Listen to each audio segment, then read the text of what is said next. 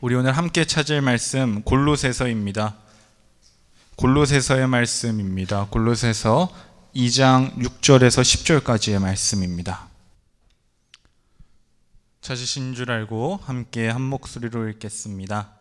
그러므로 너희가 그리스도 예수를 주로 받았으니 그 안에서 행하되 그 안에 뿌리를 받으며 세움을 받아 교훈을 받은 대로 믿음에 굳게 서서 감사함을 넘치게 하라.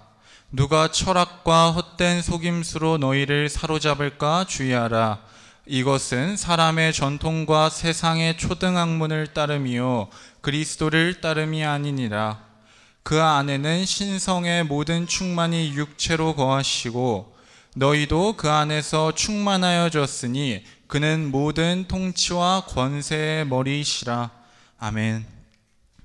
오늘 금요 저녁 기도의 세 번째 주제로 가정에 대해 나눌 겁니다. 이 가정은 이 자리에서 꺼내기가 좀 참 어려운 주제인 것 같습니다.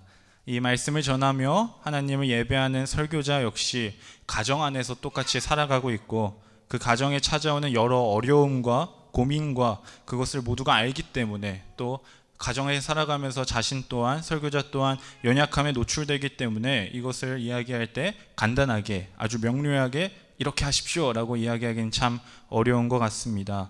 말씀을 들으며 하나님을 예배하는 여러분에게도 동일할 것이라 생각됩니다. 가정은 혼자 살아가는 것이 아니기 때문에 내가 다른 가족에게 많은 영향력을 주기도 하고 또 그들에게 영향력을 받기도 하면서 내가 분명히 연약함과 이제 부족함을 보였지만 나 스스로에게 그리고 개인에게 그러야만 했던 그럴 수밖에 없었던 그런 이유가 하나씩은 존재할 것이라 생각합니다. 그래서 이것을 참 전하기가 편치만은 않지만 그러하기에 더욱 전해야 하고 그럼에도 우리가 계속해서 고민해 봐야 한다고 생각합니다. 이 가정에 대한 것은 설교의 자리에서 계속해서 선포되어야 합니다. 이제 가정에 대해 나눌 텐데 이 가정의 은혜, 우리가 받은 은혜와 우리가 어떻게 살아가야 하는지를 잘 머리에 새기셔서 돌아가시는 그렇게 변화하시는 여러분 되길 간절히 소망합니다. 사람은 참 다양합니다. 성격도 성향도 또 원하는 것도 모두가 다르고 살아가는 삶과 그 놓여진 환경 그리고 상황 역시 비슷해 보일 수는 있어요. 그러나 모두가 다 다릅니다. 그렇게 똑같은 삶을 살아가는 그 사람은 한 사람도 없습니다. 나랑 똑같은 사람은 단 한 명도 없습니다. 그러나 한 가지 변치 않는 것이 있습니다. 그것은 바로 하나님께로 창조된 존재이며 죄로 물들어 타락했다는 것입니다. 이 자리에 있는 우리 역시 모두가 다릅니다. 생김새가 다르듯 성격도 지나온 삶도 그리고 앞으로 살아갈 삶도 모두 다를 겁니다. 그러나 한 가지 예수 그리스도를 통해 구원을 받아 하나님의 자녀가 되었다는 것만큼은 모두가 동일합니다. 오늘 본문의 표현대로라면 그러므로 너희가 그리스도 예수를 주로 받았으니 우리는 오늘의 상황도 살아온 삶도 모두가 다르나 하나님의 은혜로 그리스도 예수를 주로 받게 되었습니다. 그러나 여기서 끝나는 문제가 아닙니다. 그러하기에 나는 모든 것이 다르다고 모두가 다른 곳을 각자의 방향을 바라봐서는 안 됩니다.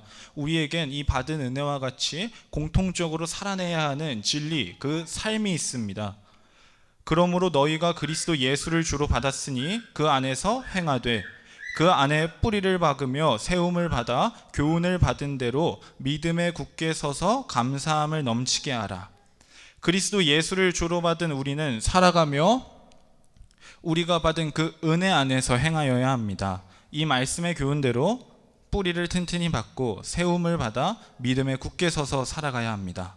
그리고 앞으로 4주간 그리스도 예수 안에서의 삶을 다룰 그 영역이 바로 가정인 것입니다. 앞에서 얘기했습니다. 사람은 모두 다릅니다. 그리고 사람이 다르듯 그 가정도 역시 모두 다릅니다. 형태가 다릅니다.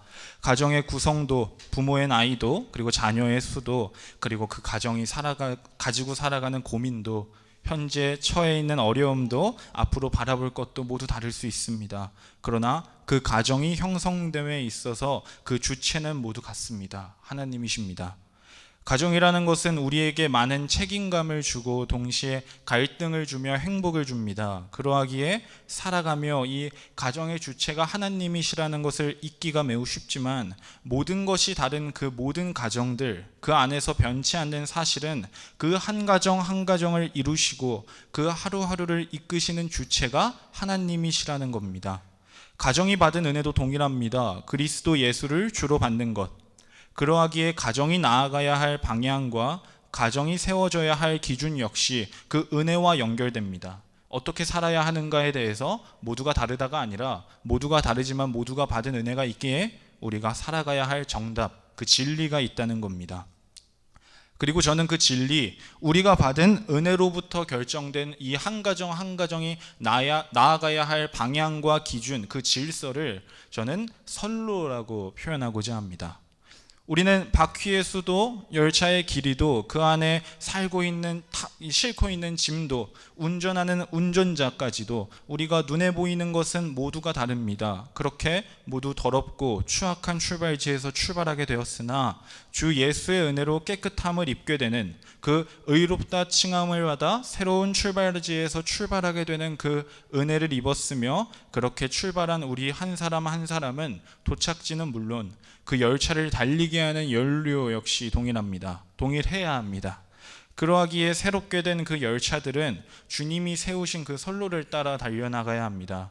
그 안에서 풍경을 보며 누구는 조금 느리게 달려도 되고 누구는 스피드하게 빠르게 달려도 됩니다. 느리면 기다려줄 수 있고 빠르면 응원해주고 박수 쳐줄 수 있습니다. 그러나 주님께서 세우신 그 가정의 진리, 선로는 결코 이탈해선 안 됩니다. 우리가 그래서 오늘날의 그 세상이 주님께서 세우신 그 선로를 알지도 못하고 이탈한 채로 살아가고 있다는 거 모두들 아실 겁니다.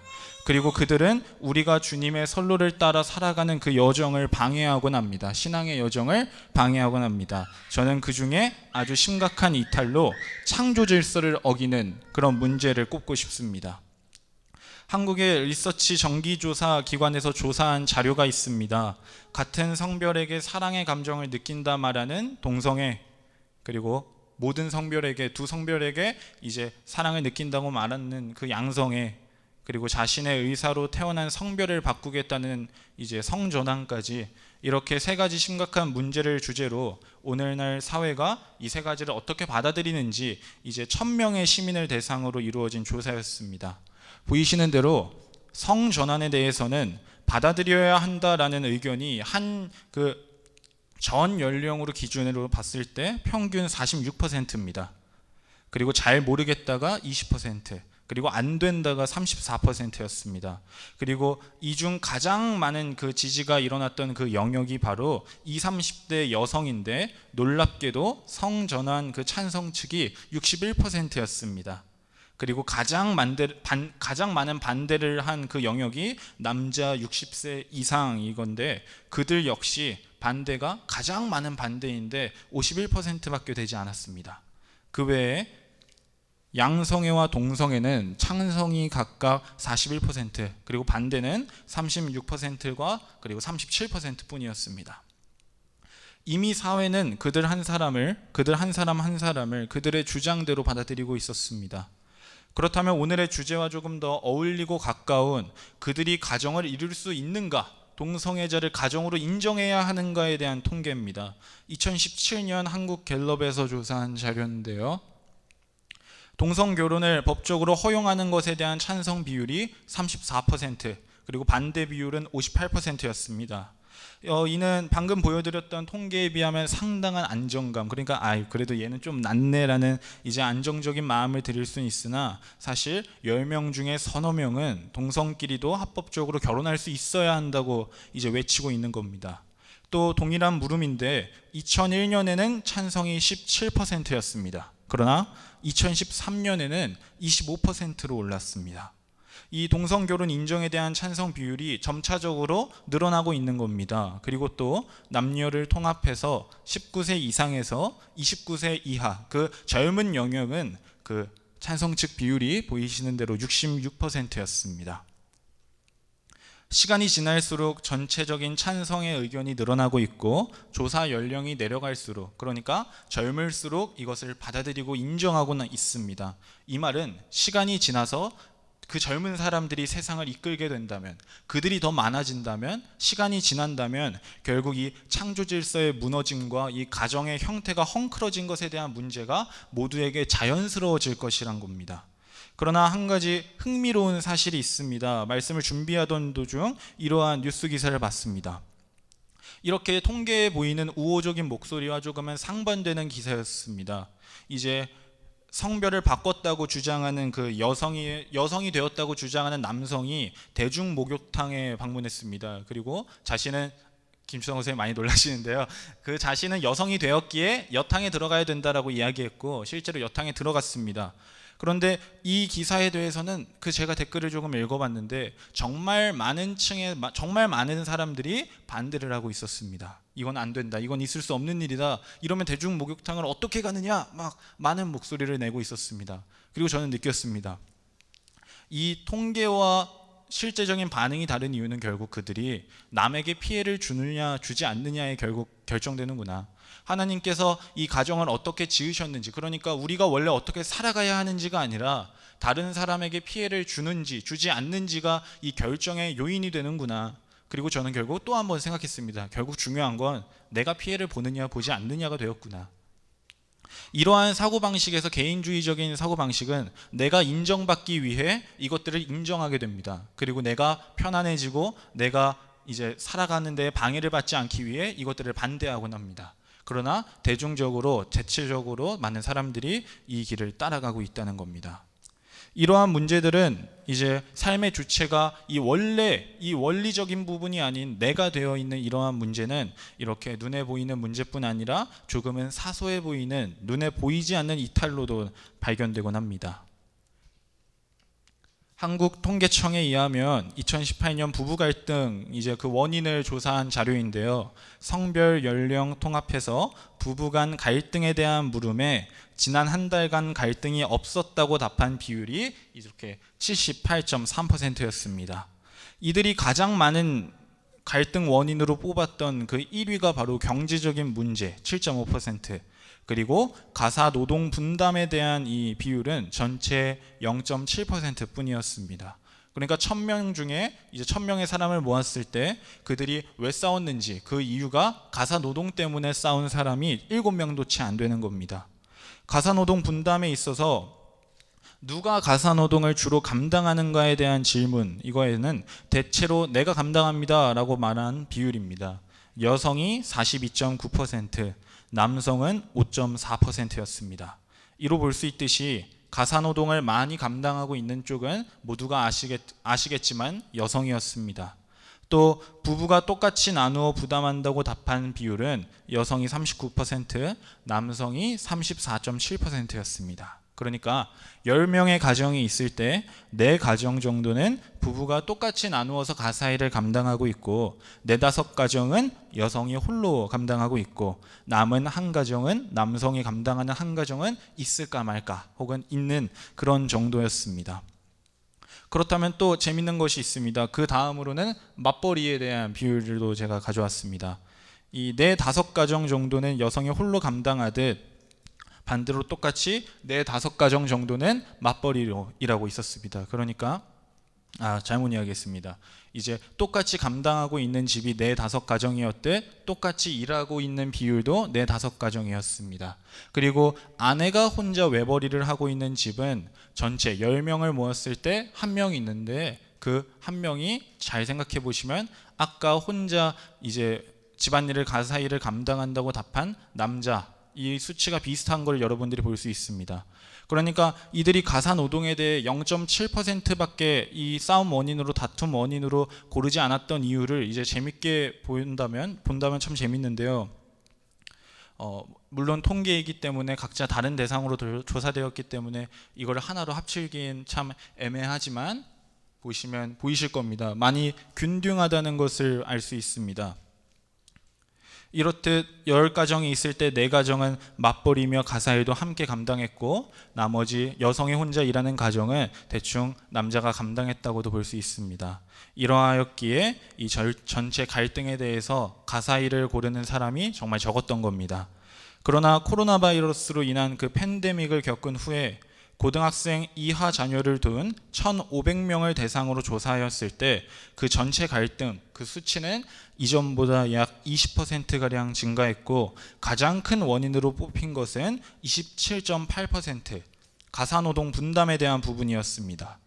이는 이제 첫 번째 조사 자료에는 이제 갈등이 없다고 대답한 사람들도 있었으니까 그걸 환원해 본다면 이전보다 가사 노동으로 인해 다툼을 겪는 사람들이 25% 증가하였다고 볼 수 있습니다.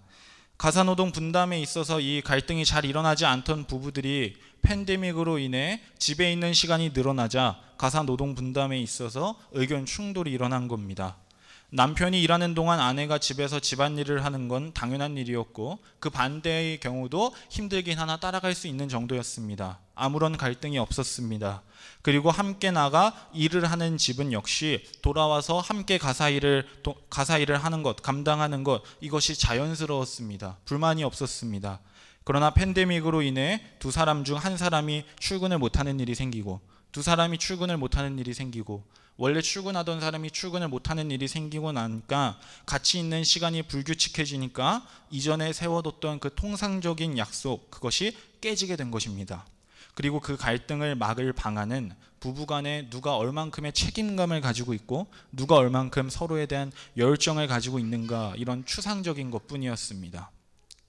한 사람이 일하는 동안 한 사람이 집을 돌보는 것, 이것은 이제 불만이 없고 자연스러웠는데, 출근하지 않는 사람이 가사 일을 안 했다거나, 한 사람은 출근하지 않았는데 가사 일을 동일하게 분담했다거나, 한 사람이 출근을 안 했기에 그 사람에게 가사 일을 도맡을 것을 요구하였을 때, 이러한 여러 가지 상황 속에서 이제 바뀌어지는 상황 속에 갈등을 가지고 있었던 겁니다.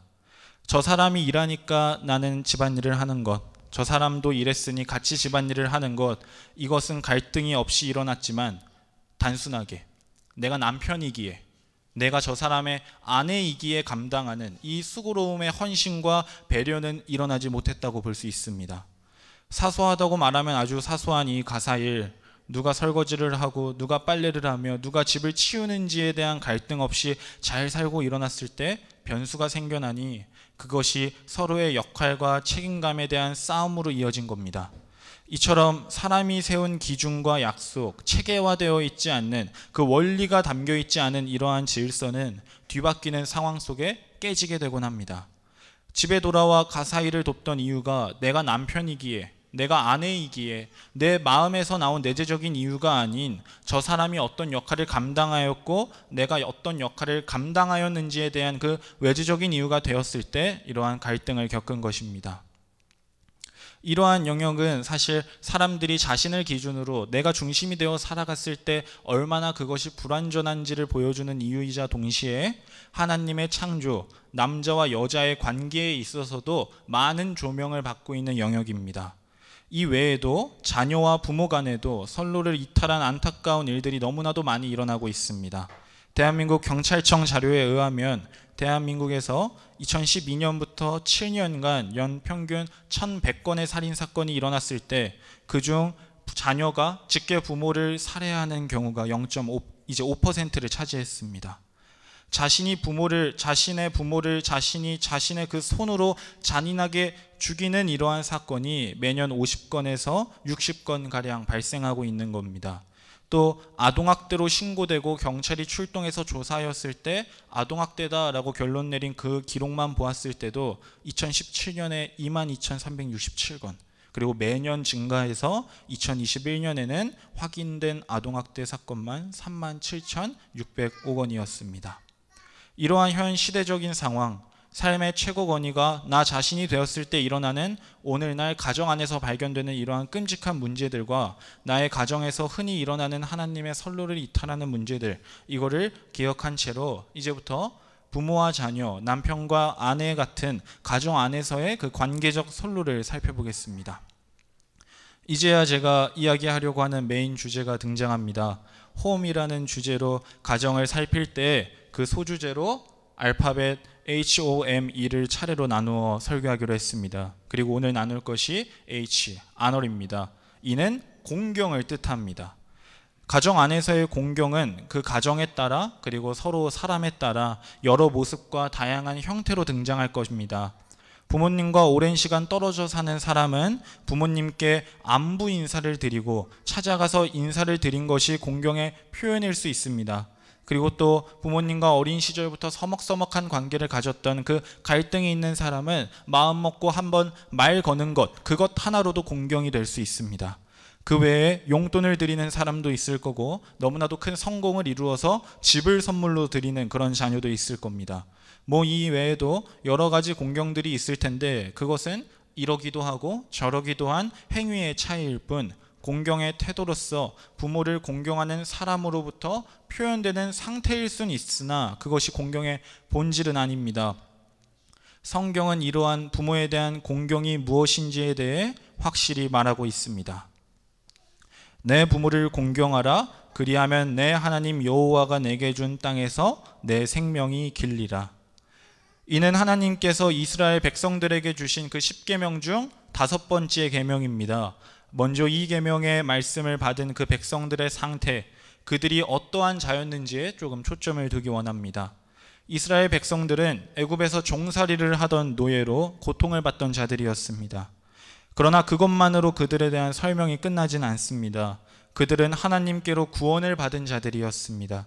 종으로 살던 애굽에서 나오게 하셨고 그들에게 승리를 경험시켜 주셨으며 그들을 약속의 땅으로 인도해 주셨습니다. 이스라엘 백성들은 하나님 앞에서 하나님께로부터 그러한 은혜를 받은 자들이었습니다. 하나님이 이 모든 말씀으로 말씀하여 이르시되 나는 너를 애굽 땅 종되었던 집에서 인도하여 낸 내 하나님 여호와니라. 하나님께서 그들이 지킬 그 계명을 주시기 이전에 이러한 말씀을 하셨습니다.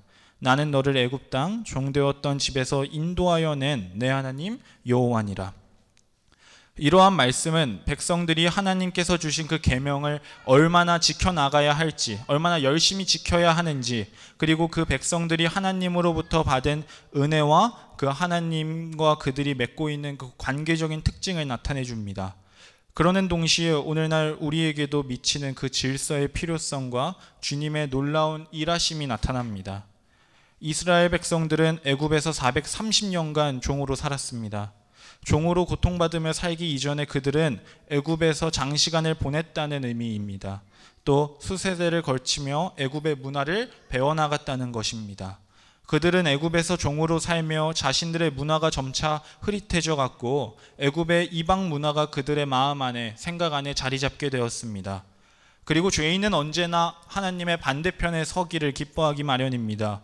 이러한 이유로 그들은 백성들이 하나님의 규칙이 아닌 애굽의 규칙을 따르는 자들이 되어갔을 것이고 하나님의 백성으로서 보다는 애굽 사람으로서 사는 것이 조금 더 익숙해져 가는 자들이었을 겁니다.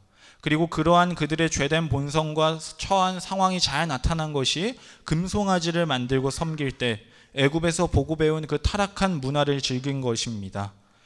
하나님께서는 자신의 백성들이 그 애굽에서 보고 배운 잘못된 문화와 그 살아가는 방식을 10가지 재앙을 통해 깨주셨습니다.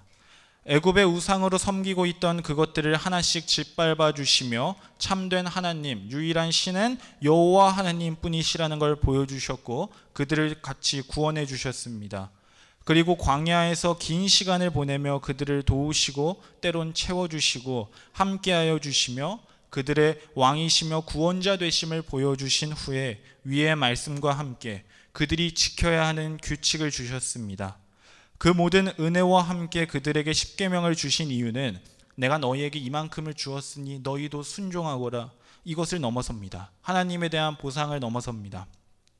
그들이 약속의 땅에 들어갈 때 하나님의 말씀대로 긴 여정 끝에 가나안에 도착하게 되었을 때 그곳에도 있을 우상을 섬기는 자들, 그곳에도 있을 타락한 문화, 그 연약한 자신들, 이 심리를, 이 형태를 이겨내서 그 약속의 땅에서 하나님의 백성으로서 살아갈 수 있는 그 규범을 주신 겁니다. 그들이 공동체로서 살아갈 수 있는, 그때 지켜야 할 질서를 만들어 주신 겁니다. 기록된 십계명은 오늘날 우리에게도 유효한, 우리가 지켜나가야 함이 마땅한 삶의 규범입니다. 그리고 동시에 그 안에 상세히 기록되어 그 삶의 원리, 상세히 기록된 그 삶의 원리들은 우리가 받은 구원의 은혜에 대해 올바른 순종으로 이어져야 하며, 동시에 세상에서 하나님의 백성으로서 살아가는 데 꼭 필요한 삶의 원리입니다. 그리고 그 10계명 중 5번째 계명이 오늘 우리가 함께 나눌 공경인 겁니다. 그 공경의 의미를 이해하고 그것을 삶의 원리로 삼기 위해서는 10계명의 구조를 조금 이해해야 합니다. 10계명은 첫 번째 계명부터 네 번째 계명까지는 하나님과의 관계에 있어 지켜야 할 것들, 그리고 5번째 계명에서 마지막 10번째 계명까지는 사람과 사람 사이, 이웃 간에 지켜야 할 것들로 정리되어 있습니다. 그렇게 두 분류로 나누어지는 이러한 계명들은 각각의 첫 번째 계명을 세분화시키는 그런 구조적인 특징을 가지고 있습니다. 그러니까 너는 나 외에 다른 신들을 내게 두지 말라라는 이 1계명을 우상을 섬기지 말라는 계명, 그리고 하나님의 이름을 망령되게 부르지 말라는 3계명과 안식일을 지키라는 계명들이 보충해주고 동시에 확대시켜주고 있다는 겁니다. 오직 유일한 왕이신 하나님을 따르는 건 우상을 섬기지 말아야 하는 것이고, 나의 다른 필요와 나의 유익을 위해 하나님의 이름을 망령되게 사용하면 안 되는 것이고, 또 주일이면 안식일을 거룩하게 지켜야 한다는 것, 주님께 나아와 주님을 예배하고 모든 것보다 주님이 우선이시며 이 세상의 그 만물의 존재 이유가 다른 것이 아닌 하나님이심을 인정하고 예배하고 삶으로 고백하는 겁니다. 이러한 이해를 가지고 볼 때 그 6계명에서 10계명이 세분화시키고 있는 5번째 계명, 이웃 간의 사랑을 나누는 첫 번째 계명인 공경이 과연 무슨 의미, 얼마나 이게 큰 의미를 가지고 있고 무거운 무게를 가지고 있을지를 역으로 추적해 볼 수 있습니다. 살인과 간음, 도둑질과 거짓 증언, 탐하는 것, 이것을 금하는 계명들이 부모의 공경을 세분화시키고 있다는 겁니다. 이것은 하나님의 사랑을 다룬 앞의 계명들보다는 조금은 낯선 이해로 다가올 수 있습니다. 살인은 피조물로서 사람과 사람 간에 하나님께서 주신 생명적 권리와 자신에게 주어진 그 권위를 넘어서는 행위입니다. 그리고 간음 역시 사람과 사람 간에 하나님께서 원하시고 결정하시고 지으신 그 관계적인 틀을 벗어나는 행위입니다. 도둑질과 거짓 증언, 다른 이의 소유를 탐하는 것 역시 하나님께서 나에게 주신 권리, 그 권위를 벗어나서 다른 사람에게 부여해 주신 그 권리를 침해하는 행동입니다. 부모에 대한 공경 역시 단순히 우도른을 공경하고 부모님께 감사하는 것을 넘어서 주님께서 나와 다른 이에게 허락하신 그 각자의 권위에 맞게, 주님께서 주신 것에 맞게, 우리 가정에 주신 그 질서에 맞게 살아가는 모든 걸 의미한다는 겁니다. 그리고 칼빈은 이에 대해 하나님께서 가정, 그 부모로 설명해 주신 이유가 죄되고 연약한 우리에게 가장 이해하기 쉽고 받아들이기 쉬운 주체로서 부모를 사용하신 것이라 이야기합니다. 나의 자리를 정하시고 또 타인의 자리를 정하셨는데 그것을 가져가는 것이 주님이 금하신 그 도둑질이듯 하나님께서 우리 가정에 주신 그 질서를 벗어나는 것, 선로를 이탈하는 건 금해야 하는 죄인 겁니다. 또 살인이 단순한 살인뿐 아닌 살인으로 이어지는 모든 죄된 마음까지도 금하는 것을 낳듯이 가정 안에서의 공경 역시 그렇게 단순하지만은 않습니다. 부모를 공경하라는 것은 나에게 주신 위치와 그 관계적인 질서에 순종하고 순복하는 것을 의미하고, 이는 하나님께서 사람과 사람이 그 공동체를 이루며 살아가는 데에 주신 가장 기본적인 틀, 권리에 대한 그 권위에 대한 틀입니다. 이 틀을 조금 세세히 나누어 보겠습니다. 가정 안에서의 공경입니다. 하나, 부모를 공경하라. 우리가 먼저 나눌 공경의 대상은 부모입니다. 부모는 하나님께로부터 그 생명의 은혜를 부여받는 통로입니다. 하나님의 대리적인 통치자입니다. 그러하기에 자녀와 부모의 관계는 매우 중요합니다. 이삭이 그 아버지 아브라함에게 말하여 이르되 내 아버지여 하니 그가 이르되 내 아들아 내가 여기 있노라. 이삭이 이르되 불과 나무는 있거니와 번제할 어린 양은 어디 있나이까. 아브라함이 이르되 내 아들아 번제할 어린 양은 하나님이 자기를 위하여 친히 준비하시리라 하고 두 사람이 함께 나아가서 하나님이 그에게 일러주신 곳에 이른지라. 이에 아브라함이 그곳에 제단을 쌓고 나무를 버려놓고 그의 아들 이삭을 결박하여 제단 나무 위에 놓고. 모두가 아시는 본문입니다. 믿음의 조상 아브라함이 하나님께로부터 받은 아들 그 이삭을 하나님의 명령대로 그 제물로 바치는 그러한 상황입니다. 아브라함은 하나님께로 약속을 이제 받은 후로 많은 일들을 겪었습니다. 하나님 앞에서 신앙인으로서의 선택을 할 때도 있었지만 반대로 하나님을 신뢰하지 못하고 자신의 연약함에 무너지던 때도 있었습니다.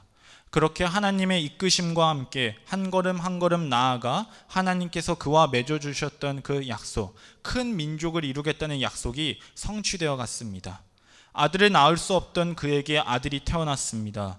아브라함은 이런 놀라운 경험과 하나님에 대한 믿음을 자신의 아들인 그 이삭에게도 전했을 겁니다. 너는 어떻게 태어난 아들이며 너를 통해 우리가 하나님께 받은 은혜, 하나님께 받은 사명이 얼마나 무거운지, 얼마나 크고 놀라운지를 아들 이삭에게 전했을 것입니다. 시간이 지나 하나님께서 이삭을 제물로 바치라 하셨습니다. 성경은 이때 이삭이 몇 살이었는지, 얼마나 컸는지 이것을 정확하게 기록하진 않았지만 아브라함이 그 번제 나무를 이삭에게 지어주었다는 그러한 구절이 있습니다. 아마 이삭은 성인으로 장성하진 않았지만 무게가 꽤 나가는 그러한 나무들도 지고 올라갈 수 있는 신체적인 조건을 갖춘 상태였을 것입니다. 맞습니다. 그는 자신의 아버지가 자신을 제단 위에 눕히고 자신을 묶으려 할 때, 자신을 향하여 칼을 들려고 할 때 반항할 수 있는 최소한의 신체적 조건을 갖추고 있는 상태였다고 우리가 볼 수 있습니다. 또 7절에서 이삭은 아브라함에게 번제할 어린 양이 어디에 있는지를 물었습니다. 이는 그가 제사를 올바르게 이해하고 있었다는 것이고 죽은 채로 드려지는 그 제물의 개념 역시 알고 있었다는 걸 의미합니다. 이삭의 입장에서 볼 때 아버지 아브라함의 행동은 이성적으로 이해하긴 매우 힘들었을 겁니다. 하지만 그는 묵묵히 순종하였습니다. 그것이 성경이 말하는 공경입니다. 그가 번제로 드릴 양을 찾은 이유 역시 아버지의 제사를 돕기 위함이었을 가능성이 큽니다. 그럼 그는 아버지가 하나님께 드릴 제물이 자신이었음을 알았을 때 제물로 바쳐지기 위해 털이 깎여가는 그 어린 양과 같이 잠잠히 순종하였습니다. 아버지를 사랑하는 마음과 공경하는 마음으로 자신의 아버지와 함께 예배에 동참한 것입니다. 이삭이 그러할 수 있었던 이유는 그 역시 하나님에 대한 신앙이 있었기 때문입니다. 단순히 아버지를 사랑하였기 때문에, 아버지에 대한 인간적인 감사함을 가졌기 때문에 일어난 일이 아닙니다. 그것을 초월하는 하나님에 대한 믿음과 사랑이 그가 자신을 향해 오는 칼에도 두 눈을 감게 한 것입니다. 이삭이 그러할 수 있었던 이유는 그 역시 하나님에 대한 신앙이 있었기 때문입니다. 단순한 아버지에 대한 사랑을 넘어섰기 때문입니다. 그런데 이러한 상황 속에서 이와 비슷하게 순종하신 분이 있습니다. 바로 우리 주 예수 그리스도이십니다. 예수께서 우리를 구원하시기 위해 이 땅에 오셨을 때 아버지의 구원 계획에 순종하셨습니다. 그 역시 무리들의 결박을 풀 힘도 가지고 있었으며 도망갈 능력도 가지고 있었습니다. 그러나 하나님께서 예비하신 그때에 하나님께서 예비하시고 정하신 방법대로 자신이 자발적으로 제물로 바치셨습니다. 그러한 은혜를 받은 우리는 하나님께서 말씀하신 대로 하나님께서 주신 이 가정 안에서의 관계적인 특성을 이해하여서 부모를 공경하여야 합니다. 2. 배우자를 공경하라. 하나님께서 지으신 질서에 순종하는 그 공경은 부모에게뿐 아니라 부부 사이에서도 일어나야 합니다. 하나님께서 지으신 그 첫 번째 가정의 형태인 그 부부는 그 관계적인 면에서 여러 권면을 놨습니다. 하나님께서는 남자를 창조하셨고 그런 그가 돕는 배필 없이 혼자 있는 것이 보기 좋지 않으셨다며 후에 그의 갈빗대를 취하여 아내 하와를 지으셨습니다. 이것을 남녀 불평등과 가부장적인 사회를 낳았다라고 이제 비판하는 사람들도 있을 것입니다. 그러나 그러한 면에서 남자와 여자 간의 관계적 질서를 평등하다라는 하나의 말로만 이제 정리하고 성경이 말하는 서로에 대한 역할과 그 의미를 외면하는 사람들 역시 많을 겁니다. 한 가정의 아버지, 남편과 아내 간의 역할을 다루는 건 성경뿐만은 아닙니다. 우리나라는 하나님의 복음이 들어오기 이전에 유교 사상이 먼저 유입되었습니다. 유교의 대표 인물인 공자는 꼭 지켜야 하는 삼강오륜이라는 그런 사상을 내세웠는데 그 중에 3강이 이러합니다. 군의신강, 분의자강, 그리고 부의부강. 이제 군의신강은 임금을 위한 신하의 삶을 다룬 것이고, 부의자강은 자신의 아버지를 향한 자녀의 그 역할, 그리고 부의부강은 남편을 위한 아내의 역할을 다룹니다. 이것을 전반적으로 내가 누구인가에 대한 역할을 다룬다는 면에서 정명사상이라 하는데, 이 사상의 특징은 반대의 경우가 없는 수직적이었다는 것입니다. 임금을 위한 신하의 삶과 아버지를 위하는 아들의 삶, 그리고 남편을 위하는 아내의 삶은 있었으나 그것을 심도 있게 다루었으나, 그 반대의 경우 아내를 향한 남편의 의무와 그 자녀를 향한 부모의 역할에 있어서는 단순하게 인을 가져라, 그것이라는 이제 어질인자를 써서 그걸 가지라는 아주 추상적인 결론만을 내세웠습니다. 이러한 사상이 반민주주의와 가부장제, 그리고 성차별적인 문화를 낳은 것입니다. 이러한 세상의 시대상과 우리의 문화가 함께하기에 사실 그 무엇보다 평등을 이야기하는 건 사실 성경이고, 오늘날 사람들로 하여금 그 가부장제의 원인, 그리고 남녀의 그 불평등의 교과서로 여겨져선 안 됩니다. 하나님께서는 사람을 지으실 때 아담이 돕는 배필 없이 홀로 있어야 하는 그 시간을 허락해 주셨습니다. 그리고 그 시간 동안 아담은 수많은 짐승들과 함께하였고 그 짐승들의 이름을 지어주었습니다. 그러나 그가 그들을 보고 감탄하였다고, 경이로워하였다고 성경은 말하지 않습니다. 단지 하나님께서 주신 아담에게 주신 그 권위를 따라 그들을 다스렸을 뿐입니다. 그러던 중 그런 아담에게 하나님께서 아내 하와를 주셨습니다. 그리고 아담은 이렇게 말했습니다. 아담이 이르되 내 뼈 중에 뼈요 살 중에 살이라. 이것을 남자에게서 취하였은즉 여자라 부르리라 하니라. 이러한 방식, 이러한 형태의 글은 성경에 등장한 최초적인 사례입니다. 바로 시적인 형태입니다. 히브리어 원문으로 볼 때 두 가지 단어가 모여서 세 개의 덩어리를 이루며, 또 세 개의 단어가 모여 두 가지의 덩어리를 이루는 정말 문학적으로 아름다운 이러한 특징을 가진 구절입니다. 아담은 하나님께서 주신 하와의 소중함을 알고 있었고, 그녀를 보고 하나님의 일하심에 감탄하였으며, 그녀를 자신의 아내로, 그러니까 뼈 중에 뼈요 살 중에 살인 그 돕는 배필로 여기고 순종하며 살아갔습니다. 그리고 하나님께서는 이를 보시고 기뻐하셨습니다. 또 성경 해석자들은 하나님께서 아담으로부터 갈빗대를 취하사 하와를 지으신 일을 이야기할 때 성경이 그 과정을 매우 상세하게 설명하고 있다는 것에도 중점을 두곤 합니다. 하나님께서 아담으로부터 갈빗대를 취하실 때 아담이 매우 깊은 잠에 들었다고 이야기하는데, 아담이 깨어있는 채로 갈빗대가 취해졌다면 얼마나 잔인하고 무서웠겠습니까?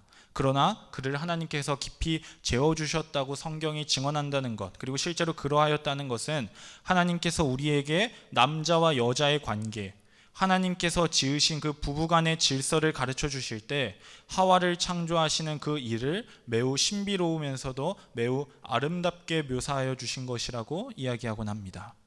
이것이 보여주는 것은 하나님께서 결코 여자를, 그리고 부부 사이에 있어 남편과 아내의 관계를 창조주와 피조물과 같은 그러한 하나님과 사람과 같은 수직적인 관계로 짓지 아니하셨음을 의미합니다. 그러나 이것이 남자와 여자, 남편과 아내 사이에 그 어떤 의무도 없어도 된다는 것, 둘의 역할이 같다는 것이 아닙니다. 성경이 말하는 수평적인 부부관계는 두 사람 모두에게 의무가 없는 관계가 아닌 서로에게 의무가 존재하는 각자의 역할이 담겨있는 그러한 관계입니다. 세상은 단순히 살다 보니까 역할이 나누어지고, 살고 나니까 의무가 생겨질지 모르겠지만 주 예수를 주로 받은 그 세상이 알지 못하는 진리를 아는 우리에겐 분명한 구별이 있습니다. 하나님께서는 하와의 창조를 아름답게 묘사하여 주셨습니다. 그러나 그녀는 남편의 갈빗대를 통해 창조되었습니다. 아담은 하와를 보고 감탄하였습니다. 그러나 아담은 하와의 이름을 지어주었습니다. 남편과 아내는 본질적으로 같은 인간성을 가졌고 하나님 앞에서 동등한 피조물의 위치에 놓여져 있으나 아내는 남편을 돕는 자로서 남편에게 소속된 존재입니다. 남편과 아내의 구별은 서로를 보완하는 데 목적이 있습니다. 그리고 우리는 그 역할에 맞게 구별하신 뜻에 맞게 상대를 존중하고 나의 삶을 살아내는 것이 그 하나님께서 말씀하신 공경, 그것이 우리가 오늘 나누고 있는 가정 안에 세우신 그 선로인 것입니다. 그리스도를 경외함으로 피차 복종하라. 아내들이여 자기 남편에게 복종하기를 주께 하듯 하라. 이는 남편이 아내의 머리됨이 그리스도께서 교회의 머리됨과 같음이니 그가 바로 몸의 구주시니라. 그러므로 교회가 그리스도에게 하듯 아내들도 범사에 자기 남편에게 복종할지니라. 남편들아 아내 사랑하기를 그리스도께서 교회를 사랑하시고 그 교회를 위하여 자신을 주심같이 하라. 이는 곧 물로 씻어 말씀으로 깨끗하게 하사 거룩하게 하시고 자기 앞에 영광스러운 교회로 세우사 티나 주름 잡힌 것이나 이런 것들이 없이 거룩하고 흠이 없게 하려 하심이라. 이와 같이 남편들도 자기 아내 사랑하기를 자기 자신과 같이 할지니 자기 아내를 사랑하는 자는 자기를 사랑하는 것이라. 누구든지 언제나 자기 육체를 미워하지 않고 오직 양육하며 보호하기를 그리스도께서 교회에게 함과 같이 하나니 우리는 그 몸의 지체임이라. 그러므로 사람이 부모를 떠나 그의 아내와 합하여 그들이 한 육체가 될지니 이 비밀이 크도다. 나는 그리스도와 교회에 대하여 말하노라. 그러나 너희도 각각 자기의 아내 사랑하기를 자신같이 하고 아내도 남편을 존경하라.